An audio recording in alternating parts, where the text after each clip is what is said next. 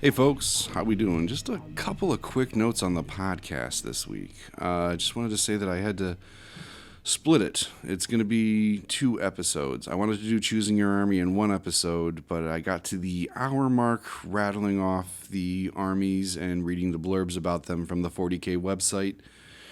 And it took a little bit more time than I thought, so I didn't get into exactly how to choose your army. And I just ended up pretty much giving brief overviews of the different factions. So, this will be Choosing an Army Part 1, the factions, and or the groups or the armies, whatever. And then Part 2 of this chapter is going to be how and why to choose your army. So, like I said, I just wanted to run that quick note. One other quick note: I've went back and had some feedback on the first 2 podcasts.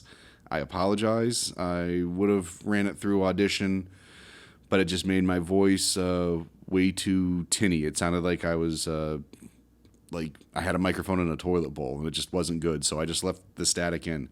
I have fixed it. I've changed all the audio levels this week, so I hope you appreciate that I took the time to troubleshoot and get that all out of there. All right. Well, without further ado, I'm going to let the podcast do the talking now. And thanks for listening once again. And don't forget to support on Patreon. Take care. Welcome to the 40K Parley, Book 1, Chapter 3, Selecting an Army. I'm your host, Ben, a.k.a. Red, a.k.a. Red Dog, a.k.a. the White Dragon, Shirarayo Hatari. I mean, we can keep going, but let's keep the nicknames a little brief today, and I'll stroke my ego another time.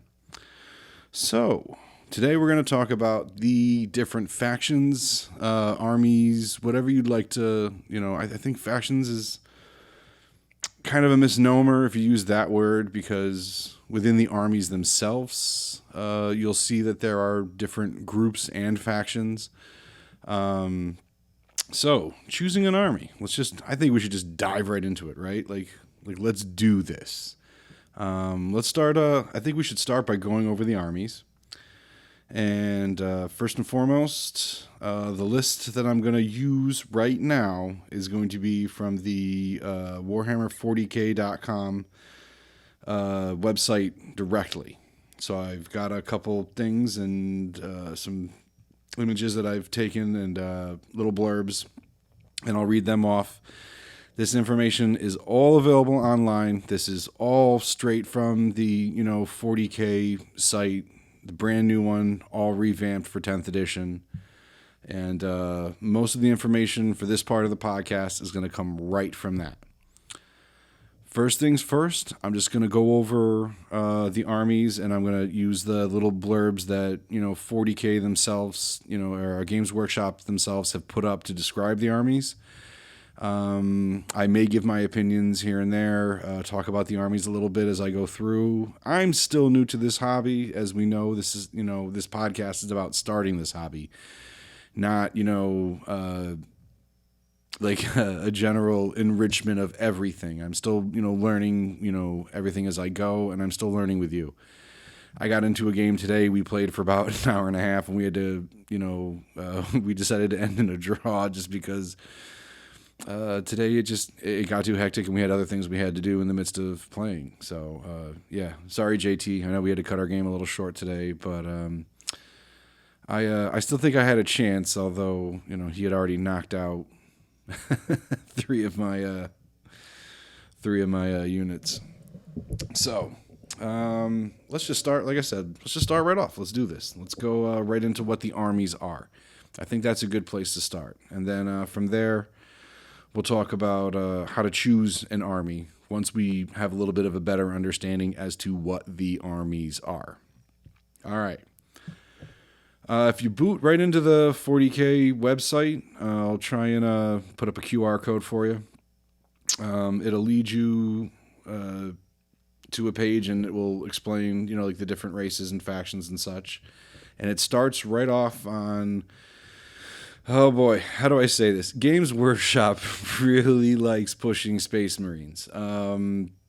It's kind of like the iconic, army of the 40K universe. The Leviathan box right now is Space Marines versus Tyranids. So, Space Marines. There's the little official blurb from 40K. There is no combat theater in which the Space Marine cannot excel, no foe they cannot overcome, and no danger they fear to face. They are the elite shock troops of the Imperium, whose lightning-fast campaigns are conducted with such spectacular brutality that they have come to be known as the Angels of Death. Space Marines. Now, there's the Blue Space Marines, which is very iconic to the Warhammer, which are the Ultramarines. And that's, kind of like the big faction of Space Marines. These genetically altered humans who have to undergo these insane surgical process to become these super soldiers that walk out into the battlefield. You'll see a lot of Space Marine armies having quite a few less miniatures than some of the other armies. I mean, like, you'll see horde armies like the Gene Stealer cults, or Necron at times can be very hordy. There's certain races where that definitely fits the profile, but Space Marines are not one of them. Generally, you'll see a couple Space Marines because, like, they are the elite. I mean, like, they run around with giant bolter guns and chainsaws, and they're backed up by even bigger augmented humans called Terminators. They're an interesting faction, to say the least. All right, and then from Space Marines, there's the Black Templars, which is another chapter of Space Marines, and you can also find, like I said, all this information is on the 40K website. Nothing I'm reading is my own. This is all straight from their website. The Black Templars, they have a more obviously a black theme to them, but as the Templars, they also have red crosses and white banners and such. Every battle brother of the Black Templars believes in the Emperor's divinity and is sworn to oaths of purgation and vengeance. Concepts such as mercy and forgiveness are anathema to them, and they see it as their personal mission to quash, without hesitation, all heretics, mutants, witches, aliens, and unbelievers. Yeah, so the Black Templars, another Space Marine chapter, pretty popular, and I believe they have their own combat patrol as well. So just another, army of the Imperium here. Here we're talking about the Imperium of Man. We're starting off mainly with the quote unquote human factions, the Monkey. Little joke for the Eldar players there. Excuse me, Eldari players. I don't want to hurt anybody's feelings. Moving on to the next chapter of Space Marines that we have on the website is the Blood Angels. The Blood Angels are amongst the most noble and honorable of the Space Marines. Oh yeah, you want to guess what color the Blood Angels armor is? I'm sure we can all figure this one out. With a history of steadfast loyalty to the Imperium that stretches back to the Great Crusade, they strive without falter to protect the innocent, but their heroic reputation conceals a hideous curse.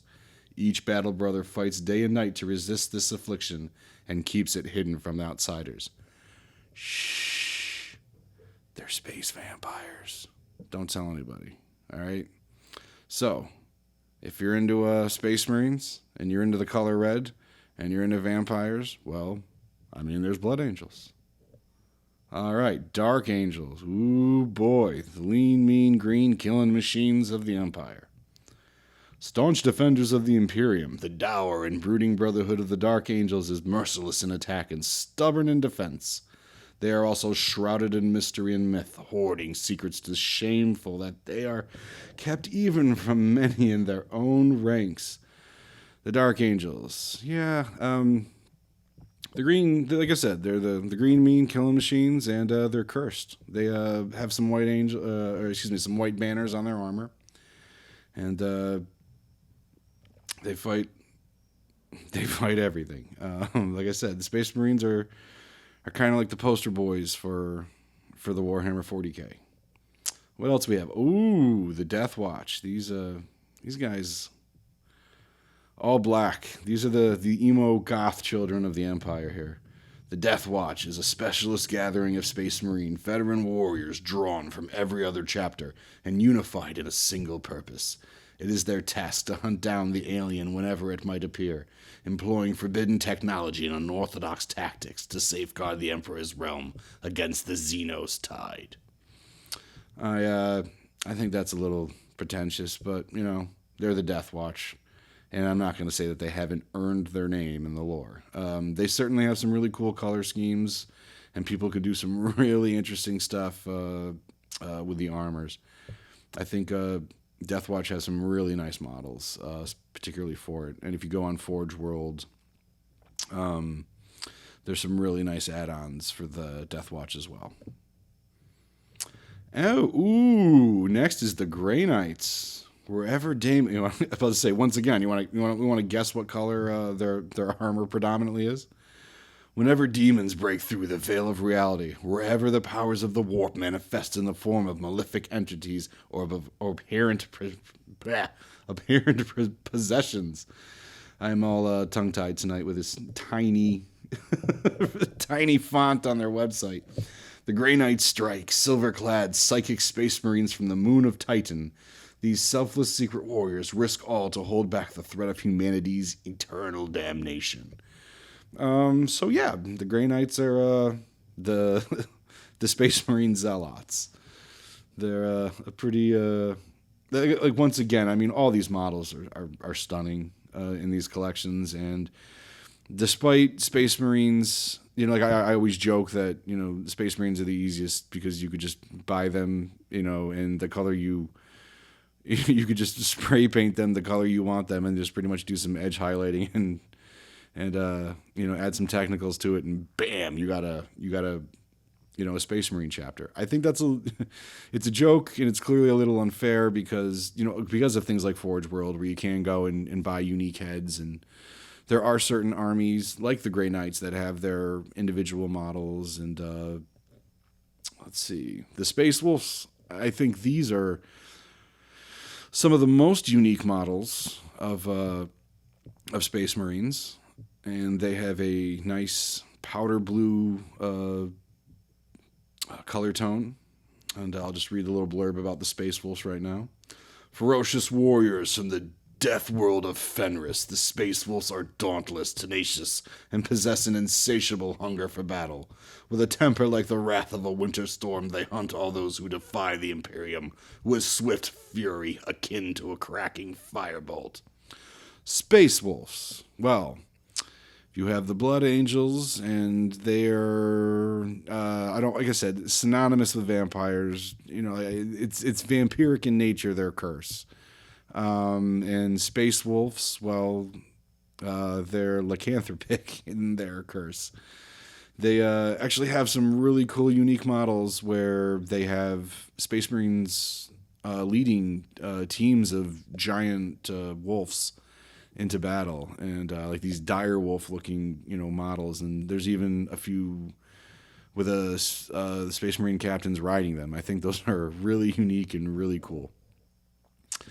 All right, so we're gonna move out of the, you know, like those are, like I said, those are like the regular, you know, Space Marines, and now we're gonna move into other armies of, you know, of the Imperium, the other armies of man. There is some person with a broken muffler just drove by, and I'm not gonna edit it out, so we're just gonna sit here and wait. All right, so we're still talking about, you know, like the human races here, and the next one is the Adeptus Custodes. They are and if I'm pronouncing that wrong, yeah, inevitably, whatever. Feel free to tell me that I'm a horrible human being in the comments. The Adeptus Custodes, they're the guards of the Emperor. I think that these models are absolutely beautiful. And I don't remember reading anywhere that they always have to be painted gold, but people always paint them gold. They do wonderful things with these models, but I mean, like, they're very noticeable because whenever you see, the Custodes on a table, they'll be painted this just radiant gold color, and usually they'll put, like whatever banners and insignia that they, choose.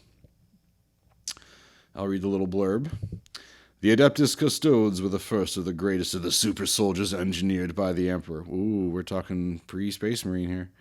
Each is a warrior of superlative might and superhuman resilience, a strategist and tactician to rival the greatest generals, and so much more besides. They are nigh immortal exemplars of legend who stop at nothing to defend the Emperor and his throne world. It's an interesting army because, like I said, they're a little bit slow on the movement scale. Like, you got to figure out how to get them around the battle, but once they run into something, man, does it hurt. They are big, big tanks. This is the royal guard of the Emperor of Man here. These guys do not F around. And I think it's fun to canonically put them or it's not canonical, but just to play with them in any space battle. Like, the idea that, there was an outer world, I think, in canon at one point that was taken over by a gene stealer cult, and the Custodes actually had a battle with them. I know I've definitely seen Games Workshop images of this battle, and it shows like a bunch of pure strains, just gene stealers, pouring into this corridor like it was Moria, and they're just swarming these Custodes, and they're just cut. There's like two or three of them in the image, and they're just cutting down these horrible, hideous xenomorphic races. All right, let's move on. Oh, hold on, cough break. Not to be confused with a coffee break. All right, Adeptus Mechanicus. These guys, oh my gosh. You want to talk about intricate models. I absolutely love Adeptus Mechanicus. This wacky, Martian faction that, worships technology. Their models are awesome. I don't know that I'd want to paint them because they're just so detailed, and just... I'm not saying that other models aren't as detailed. I mean, I'm currently painting Gene Stealers, and I can tell you that there's a lot of details on some of the models for sure. But the Adeptus Custodes, the Adeptus Mechanicus, the models are just so intricate, and it's just the kind of thing where if I effed it up at all, I'd be so upset with myself. The Adeptus Mechanicus. The Adeptus Mechanicus prize knowledge above all things, and will shed oceans of blood and oil in their endless crusade to acquire lost lore and ancient relics. The machine-cult cyborg armies wield strange and arcane technological weapons of phenomenal power, manufactured and administered by the bizarre tech priest of... oh boy. Amnesia. I'm not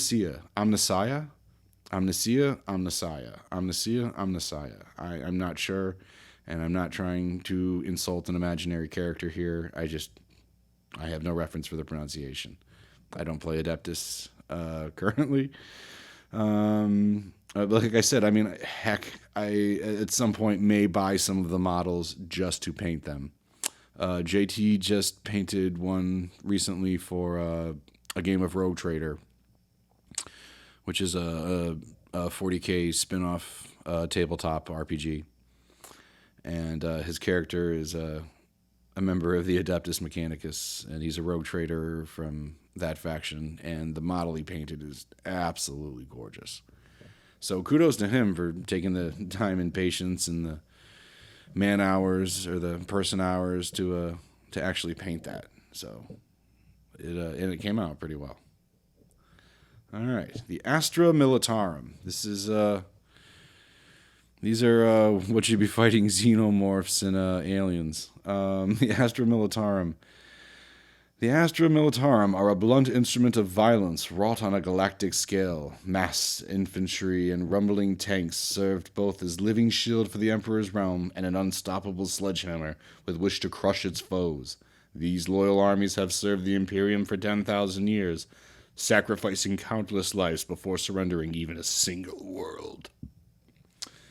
Astra Militarum. So, if you were a kid and played with green army men and toy soldiers, oh boy, is the Astra Militarum the army for you. You're not going to find any super soldiers here, but you're going to find like tanks, walkers, any kind of anti-personnel vehicle you can pretty much think of, they've thought of. I mean, this is the army of man. Like, this is the Astra Militarum. Like, they go from planet to planet protecting and fighting off whatever needs to get done. And yeah, they've been around for, 10,000 years. So, I mean, they got to be doing something right. Right? All right. Keep on moving. We got quite a few to get through, so we're just going to zoom. We're going to keep going through these as fast as we can. Adeptus Sororitas, the Sisters of Battle. Oh boy, I really do enjoy the aesthetic of this army, and I think at some point I will plan on building an army of Adepta Sororitas. I really like their models. I really like the idea that they carry the coffin of a saint, who founded their order into battle. I love the penitent engines, I believe they're called, where it's essentially repentant sinners like harnessed into mech suits to fight for them. It's quite an interesting look. Needless to say, they have a unique look, not just because they are predominantly female faction, but their models, their masks, even just the way that they make their capes flow it's a little bit more, I'd say, elf-like, than some of the other factions. I really like the look of the Sisters of Battle, and I think someday I will definitely look forward to putting together 1,000 points at least of the Sisters of Battle, because who doesn't like nuns with guns, right? All right, Chaos Space Marines. Now we're starting to move into some of the more ambitious armies here. The Chaos Space Marines. This is I'm just going to give you the generalization here. And here's the little blurb from the 40K website. They are the Imperium's fallen heroes, superhuman warriors who sold their souls for the promise of power, gifted from the dark gods. They are the heretic Astartes, the Chaos Space Marines, from the Eye of Terror, the Maelstrom, the Great Rift, and 1,000 other strongholds they strike at the realm they once swore to defend, driven by bitter hatred and unnatural bloodlust. Space Marines, Chaos Space Marines. Usually they fall under the faction of which god you worship, but just your average basic Space Marines, I mean, you're going to want to paint them, black and bloody. I think that's probably the best way to go if you're just thinking about doing just a basic Space Marine army. But of course, you need to know about some of the other Chaos Space Marine armies, such as the Death Guard. Here's the blurb. The Death Guard are the Traitor Legion, I think Nurgle has cursed me. My tongue's starting to stick out like a swollen tentacle at this point. The Death Guard are the Traitor Legion, most favored by Nurgle, the chaos god of disease and despair, devoted to spreading the plague bearer's hideous infections across the world of the Imperium. These morbid Space Marines are living plague vectors gifted with grotesque resilience. Ooh, boy, Death Guard. If I was to play a Space Marine faction, I would probably lean heavily into Death Guard. I like their,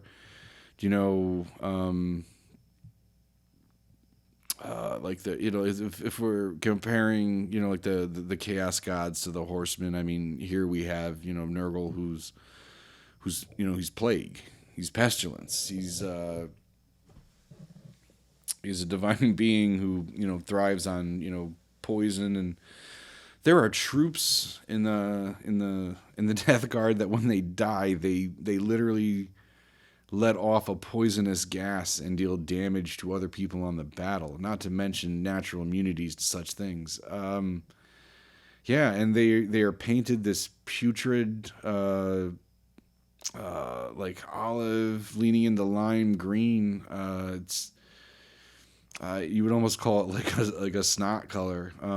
There's a lot of that, and there's a lot of putrid pink, puffy flesh in the Death Guard as well. Something that I've actually grown very fond of painting is infected flesh with my gene stealers. So I definitely think that the Death Guard would be a cool faction to paint. All right, let's move right along. Thousand Sons. The Thousand Sons are a traitor legion of mad sorcerers sworn to the service of Tznich. Tznich. These chaos gods. It's like reading a Lovecraft novel, or novella, I should say, in his case. Tznich. Tznich. Nietzsche. In the service of the chaos god Tznich, the chaos god of magic and change. These eldritch space marines rule over retinues of twisted mutants and arcane automata, launching labyrinthine plots to bring about the Imperium's destruction. Thousand Sons? I don't think I've ever seen or heard of anyone who plays them. I'm not saying they're a bad faction. I'm not saying they're a good faction. I'm just saying that I simply have no opinion of the Thousand Sons because they're just not played in the area where I play. They have a lot of light blue, almost like a turquoise color, and they have a lot of like gaudy talismans and runic struts and such on their armor. I don't want to say Egyptian, although there's a lot of like scarabic, kind of designs, because the Necron are very, very, very, very, very Egyptian, and they have a very, very Egyptian look to them. But anyways, we're talking about the Thousand Sons. We have not made it to the Necrons yet. So Thousand Sons. Yeah, a little bit darker blue than the Space Wolf Space Marines faction with the blue, and they're highlighted with a little bit of like a burgundy and like a sandy brown color. All right, moving right along. World Eaters. Red and orange are their. Traditionally, I remember them when I was younger being painted orange. Now, it seems like they have a much more of a reddish color scheme. The World Eaters. Here's the blurb. The World Eaters lay into the enemies with gore-encrusted chain blades, screaming praise to Khorne, the chaos god of blood and hate. Wow, sounds like a couple of my friends. The traitor legion of Berserk Space Marine cares for nothing but slaughter, claiming skulls from the Imperium's mightiest champions. Huh. Wow. That's pretty cool. Who wouldn't want an army that, is completely, soaking themselves in blood and using chain swords? They use a lot of axes too, like which I think is a holdover from the traditional Warhammer Chaos Warriors, and I like that aesthetic a lot. I think it's cool when you're not just seeing a bunch of swords on the battlefield, and if it is, damn it, better be a chainsword. So, yeah, the World Eaters, pretty self-exclamatory. They're just filled with rage and hatred and will fight anything. They have some cool models, but I don't think that they're as unique as say like the Death Guard. But the World Eaters, they definitely the people that field them swear by them. So I mean, you can't take anything away from this insane Chaos Army. And they're just a quick little side note. Their symbol is the Chaos symbol with gnashing teeth on the inside of it, which I think is pretty funny. Also, their armor has these like giant struts usually on the top of them. I don't know if it's meant to represent horns. I've only read through 2 codexes so far, and it wasn't Space Marines or World Eaters, or Chaos Space Marines or World Eaters rather. So I'm not exactly sure the intention of the decorative struts, if they're meant to be like intimidating demon horns or if it has something to do with corn specifically. The god corn, not the musical group corn or the food corn, obviously. All right, enough jokes. Let's move on. All right, Chaos Demons. Aesthetically, I've never been a fan of the Chaos Demons, but I mean, if that's your thing and you want to, just roll onto the battlefield with a bunch of weird, hawk-faced creatures with wings and just glob a bunch of red paint and blue paint and pink paint on things, then the Chaos Demons are definitely the army for you. Here's the blurb. No foe of the Imperium is more malignant, nor more terrible than the daemons of chaos, the numberless foot soldiers of the ruinous powers. Spawned in the depths of the warp, these otherworldly legions take forms drawn from the darkest nightmares and the cruelest desires of mortal minds, and will stop at nothing to see reality itself torn apart. Well, I mean, if all of our nightmares are bipedal and and kind of bird-like, then yeah, I guess it's our darkest nightmares. Those are definitely not my darkest nightmares. Magical vultures are generally not something I'm dreaming about. Not even in my darkest nightmares. But I would focus more on the cruelest desires of mortal minds. I think that's a much more descriptive nomenclature for the Chaos Demons than darkest nightmares. All right, I'll stop picking on the Chaos Demons. All right, we're gonna move over to the Xenos races, the Eldari. This codex I actually have read. I currently have a 1,000-point Ulthwé army. Ulthwé is one of the craft worlds of Eldari, and so kind of like Space Marines, how like Space Marines have different factions, and or the Chaos Marines have different factions. The Eldari have different factions as well. Most of them based on paint schemes. I'll read a little blurb. Once rulers of a galactic empire, the Eldari are now splintered people with only fragments of their former power. Those called the Asiani have piled the stars from... Plied. Holy crap. You know what? Do-over. I'm going to call a do-over. Maybe I won't be so dramatic with the voiceover. All right. Once rulers of a galactic empire, the Eldari are now a splintered people with only fragments of their former power. Those called Assyriani have piled... I did it again! The Assyriani have plied the stars for millennia in huge spacefaring vessels known as craft worlds. Proud nomads who fight for survival with psychic wisdom, wondrous technology, and breathtaking skill. I chose the Eldari. This was the race I decided to go with, and like I said, Ulthwé was the craft world of Eldari that I decided to go with, and I'll go into my decisions for picking that a little bit later. But like I said, there's so much cool lore surrounding the Eldari, and call them space elves, call them the Eldar, call them whatever the heck you want. Eldari's the official term in 10th edition. I don't think it's a secret. I love, races like elves and dwarfs and fantasy races, and the idea that there's, this, the Eldari are like these, cool space elves that, have extraordinary long lives and can use psychic powers. Yeah, I'm on board. Not to mention the wraiths, which the wraith technology. Like I said, I've read this codex.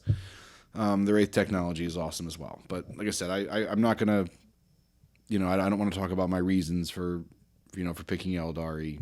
And now I'll go into that more after I've gone over the factions. All right, moving right along. The Drukhari. All right. The Drukhari are kind of the dark elves. They're very sadomasochistic. And they have some, if you're into like body horror and Hellraiser, like this is your army. I think, and they have, instead of, craft worlds, they have cabals. Like they're very, they have a certain mystique that they command when they go into battle, and they look a lot like the Eldari, only they're a much more spiky, chainy, thrally race, to say the least. Here's the blurb. Let's see if I can get through this one without mispronouncing anything or messing any words up. Hopefully they won't reference any gods or lore that I would have to try to work my way through phonetically. The Drukhari are sadistic Reaver civilization. That's not how we spell civilization. Of murderous Eldari, who feed off the anguish and suffering of their victims. Ever hungry for slaves, spoils, and entertainment, they launched lightning raids on unsuspecting enemies before vanishing back into their lairs in... Oh, here we go. Here's a word. Camorra. Maybe that was a little bit easier than I thought. Camorra? Camorag? Camorak? I'm going to go with Camorra. We're going to go with that. And you know what? I'm just going to keep pronouncing things wrong through this entire series. That's going to be fun. Yes, let's do that. Why don't we just ruin Warhammer 40K for everybody? By just mispronouncing everything. In fact, I'll put out shorts, maybe. That's a great idea. Let's put out shorts with pronunciation keys for all the insane words in 40K. Oh gosh, where was I? Start over at the beginning of that. That's such a run out. What did H.P. Lovecraft himself write this? All right, let's see. The Drukhari are a sadistic Reaver civilization of murderous Eldari who feed off the anguish and suffering of their victims. Ever hungry for slaves, spoils, and entertainment, they launched lightning raids on unsuspecting enemies before vanishing back to their lairs on Camorra, the twisted nether city that lurks below reality in the webway's darkest corners. They are technically Eldari. They are, space elves, but they are what would be the quote-unquote, dark elf equivalent. Going back in lore a couple thousand years, the Eldari got really hedonistic, and that led into, just blatant libertinism, and then it just from there, their whole culture just pretty much brought about a new chaos god. And there were those elves that were just like, you know what, we're not going to change our ways. And they became the Drukhari. And the ones that were like, oh, hell, we just created a chaos god. How are we going to fix this? Stayed the Eldari. All right, just a little note there for you. Tyranids. Oh, holy hell. JT loves these guys. And if he didn't like them so much, I would probably play them. But I'm perfectly happy playing Gene Stealers because, they're the precursor to the space bugs. All right, Tyranids, the space bug. The Tyranids have invaded the galaxy from beyond the intergalactic void, their hive fleets slithering like tendrils into every sector and system, driven by the imperatives of the almighty hive mind. Their swarms sweep over world after world in the living tide of biological killing machines, devouring every last shred of biomass in their path. Biomass, biomass, biomass. You are going to hear that word so much if you play Tyranids. Biomass. That's all they do is just eat things. And certain hive fleets will eat certain planets, and they'll get certain powers, and there's all different kinds of color schemes for the Tyranids, as different weapon boosts for certain hive fleets as well. So I mean, like, there's factions within the Tyranid, which sounds kind of funny, but if you're thinking about a race that, you know, gains its powers from eating the biomass of whatever the hell it's, you know, invading, it's not hard to figure out that there would be different augmentations within the different hive fleets themselves. And there's some really, really cool literature and lore based around the Tyranids, and it's kind of funny because as someone looking outside into Warhammer 40K, it's like certain things are hidden within the world, but because, you know, we are, you know, players in a game, we have access to certain knowledge that that the game lore itself doesn't necessarily have. And the next army I'm going to talk about, I'm a little passionate about, and you'll understand why. The Genestealer Colts. I absolutely love these guys. Oh my gosh. These models are awesome. Their lore is awesome. Needless to say, I'm painting up 1,000 points of these bad boys right now. And I'm about I'm about 510 points in, I think. 520 maybe? I'd have to do the math. I don't have my I don't have the 40K app open up in front of me right now to go over all that. But anyways, the blurb. The Genestealer Colts. The Genestealer Colts gather far from the prying eyes of the Imperium's harsh authorities, secret worshippers mutated by Tyranid infection. These fanatics undermine entire worlds and pave the way for the mysterious alien deities, armies with sabotage, cunning, and the zealotry of true believers. They are an unseen scourge that gnaws at the very heart of the Imperium. This is one of the few factions based around religion, and it's a cult that essentially worships the hive mind of the Tyranid. And they essentially go down and infiltrate a planet and infect the planet, and over the course of 5 generations of breeding will end up breeding these like velociraptor, like these 4-armed velociraptor, you know, human insect hybrid things that just literally destroy and eat anything they come into contact with. And the Genestealer army is a mishmash of all the different generations of the Genestealer itself, of the strain. I'm not going to get, you know, too much into it. And like I said, like the Eldari, I could sit here and talk about Genestealer Colts all day, but we're not gonna. I'm going to move right along. All right. Leagues of Votann, not the Legion of Votann, excuse me, Leagues of Votann. The Deep Rock Galactic, as we always joke. These are the, I would say, the dwarven equivalent. I don't think anybody would argue with me on that. Like, these are, you know, like they're space dwarfs. They evolved supposedly in places of higher gravity, and it affected their evolution, and now they're dwarfish in nature, hardy little mining factions. The blurb. The Leagues of Votann are expert miners, pragmatic traders, and resilient warriors, wielding advanced technologies lost to the Imperium. The clone-grown kin who populate the Leagues are tough in body and mind, their armies striking out from the galactic core to claim resources and settle debts by any means necessary. Yeah. So yeah, space dwarfs. Like they look really cool. I don't know too much about the factions or the color schemes used for the Leagues of Votann, or what the leagues themselves are.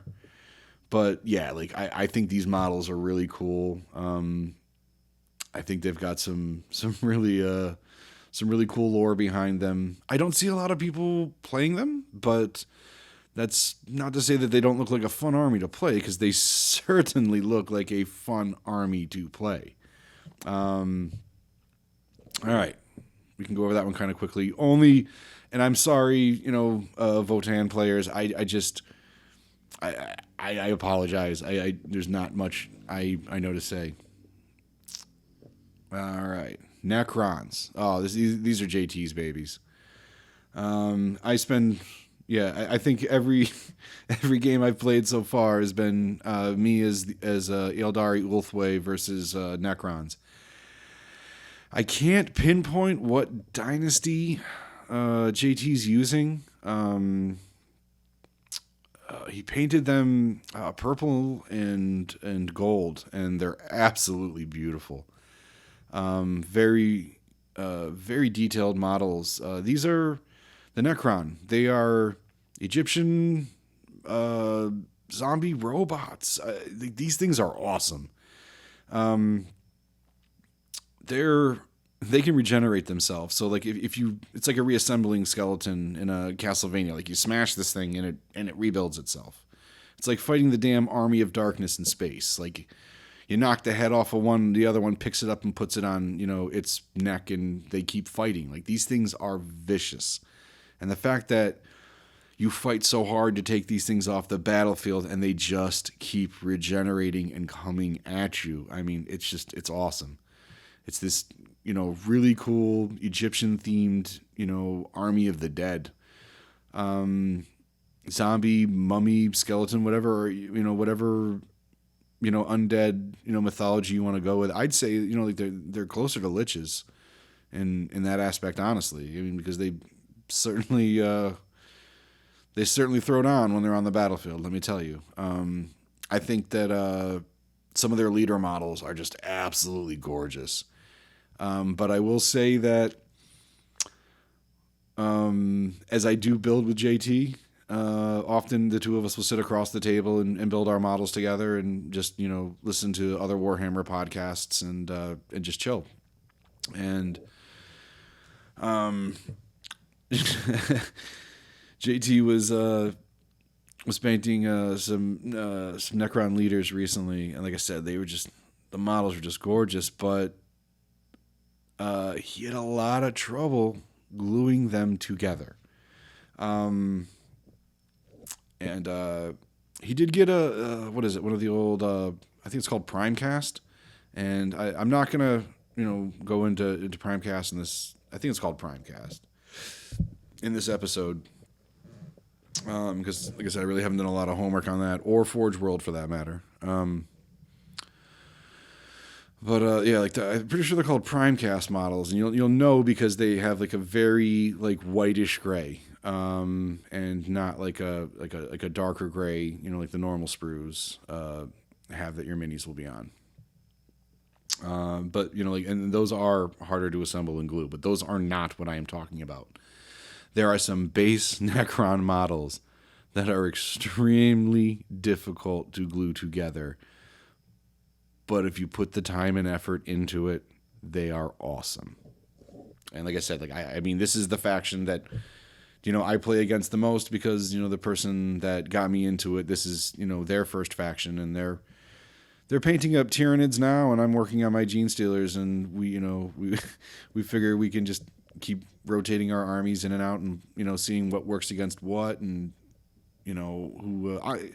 I'm still learning the rules. The game I did today, I rushed my Wind Riders right into battle and didn't even think to, if I had held these things back and not charged into the command point, I could have fired on my enemies first. It just little things, because I'm still ambitious and anxious about the games, that I rush in and I make little, stupid mistakes like that. But anyways, needless to say, Necrons, yeah, cool, awesome. Moving on. Orcs. My buddy Bill absolutely loves orcs, and I mean, like they're really the only ones having fun in 40K. Like they want to fight. They think it's funny when the guy gets his head blown up next to him, and and they're still alive, and they're still running at you, and they're just enjoying themselves. A race of fungus that grows into these green warriors that fight and build mechs. There's a lot of different clans within the orcs, and Bill's working on one right now, and they're kind of like the road warrior. Like you would expect to find fighting in like a Mad Max film, only they all have green skin. All right, the blurb. The orcs. The orcs, the blurb. Tough, brutal, and impossibly numerous. The orcs are one of the most dangerous species in the galaxy. Their marauding warbands and colossal hordes have threatened humanity since before the dawn of the Imperium. For orcs thrive on battle and mayhem, roaming the stars in search of a good fight. I mean, yeah, that really sums them up. Like I said, they don't care. They will load themselves onto a ship, crash it onto a planet, and then just raise absolute hell on the planet. I love the idea of, just this odd Mad Max, orc faction in space, just raising Cain wherever the hell they go, whatever the hell they land on. The Tau Empire. I don't know why, but Shady has some sort of vendetta against this army. Yeah. If you're into Gundam, this is maybe the army for you. Tau Empire. They've got some really cool mechs. I will say that. I'm not thrilled with some of the infantry models, but as far as, like their weapons of war, their siege engines, holy hell, do they have that in the bag. Like, they've got some really, really tight models. The kind of thing where I'd want to buy it and paint it and not even play, just not even to play with, just to sit there and just paint it and have fun with it, because they're just such cool models. Tau Empire, the blurb. Dynamic and supremely confident, the Tau have established a powerful empire of countless species working toward the philosophy of the greater good. This once small civilization now spreads like wildfire across the stars, its diplomatic efforts backed by armies of advanced battlesuits and alien auxiliaries, as it seeks to show its enemies the error of their ways. The Tau, they're mainly from what I remember and from what I can see in the pictures, they are a race of blue mermaid kind of people, and they love their technology. They are all about technology and the advancement thereof, and not so much feelings and emotions.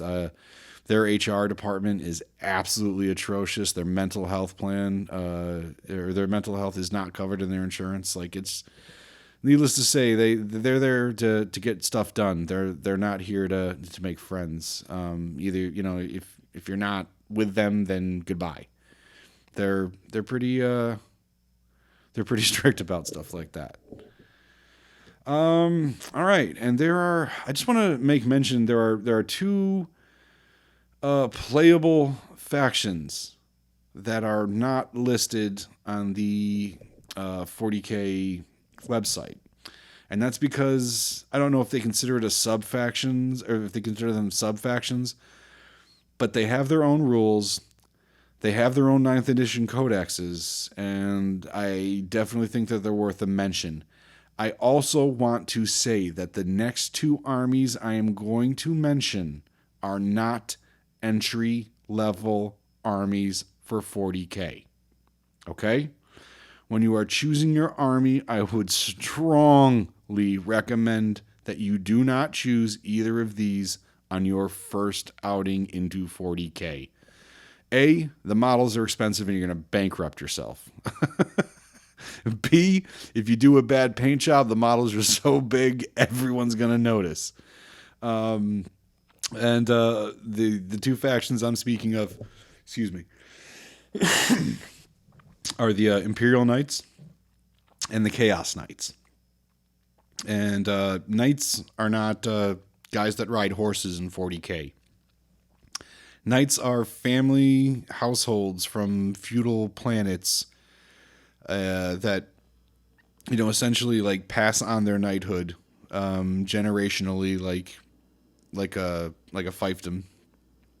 And you get to go into these giant mech suits and just tear up whatever. So there were obviously certain houses that went to the side of chaos and became the Chaos Knights, and then there were those that stayed loyal to the Empire, and they are the Imperial Knights. They are these awesome mech suits, and the first time you see them, you're going to be like, "Wow, these are awesome! I want to," But I'm telling you, I just don't think that this should be either of these armies should be your introductory faction into 40K. Because, like I said, I mean, you want your models to look good. You definitely do. I'm not saying that all of mine, like, oh gosh, my Harlequins look, I don't want to say they look terrible, but needless to say, I can't draw checkered patterns on their pants. But I mean, like, Chaos Knights and Imperial Knights, you're going to want to paint them beautifully. You're going to want to show them off. I mean, it's not an introductory army. I would say pick another army and then, down the road, get into Chaos Knights or Imperial Knights if that's something that interests you. They have their own codexes and they have their own rules to play. And there are Knight Errants as well, which are, for a lack of a better term, Ronin. They have households and they have heraldry, but they just don't choose to fight for, they jump from battle to battle and, and they give their help and services where they're needed. So another reason why people like playing the Knights is because, you can make up your own house and you can paint it to any scheme you want, and it's the Knight. So a lot of people like to personalize their Knight. I think at some point down the road, I would love to get into Imperial Knights, and I would love to paint them historical figures from the 100 Years' War. I think that would just be an awesome, awesome thing to do. But yeah, we don't have to talk about that now. Not at all. Well, oh my gosh, this podcast just on the introductory of the armies is up to 54 minutes. Oh boy. So I think what I'm going to do is I'm going to split this podcast, and we're going to leave this as the introduction to the factions, and then we're going to pick up with how to choose your army. More specifically, now that we've gone over the different armies, we can actually go into choosing an army. So why don't we call this one 40K Parley Book 1, Chapter 3, Selecting an Army, The Factions. And we're going to pick this up with 40K, 40... Oh, I can't even say my own podcast name now. Gosh, I'm so punch drunk. All right. 40K Parley, Book 1, Chapter 3, Selecting an Army for real this time. I was not expecting for it to take this long for me to go through the factions, but I'm glad I did, because it gives me more to talk about, right? I definitely love the sound of my own voice. So, all right, I'm going to end 40K Parley, Book 1, Chapter 1, damn, here we go. 40K Parley, Book 1, Chapter 3, Part 1, of selecting an army. And next episode, we'll go over, like I said, what to do to choose your army. Just a brief summary, things like how to do your homework. Are the choices overwhelming, and how to avoid things like that? Are there too many armies in general? And, how do I choose one? Over-enthusiasm. This is a big one. Over-enthusiasm and how to curb it. I definitely want to talk about that. And then we're going to get down to the bare bones, like how to pick, the aesthetics, the tactics, the strategies, allied units. Something I really didn't talk about today, but certain factions can have allies from other factions join them. And I think that is a really, really cool way to get you into another faction. For instance, I play Eldari, and you can use Drukhari under certain circumstances in your army. And I think that's really cool because it's a good way to introduce you to another faction. Gene Stealers can have Astra Militarum woven into their factions. Forum Emperor specifically, I think. So yeah, like you can have the Astra Militarum vehicles back you up, because technically, Gene Stealer cults infiltrate, the armies and governments of the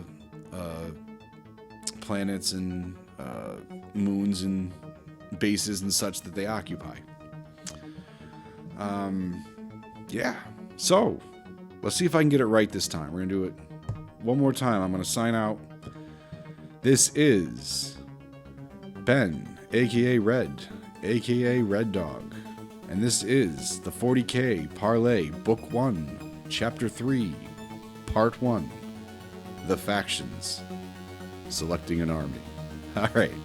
I'm signing out, and I'll talk to y'all later.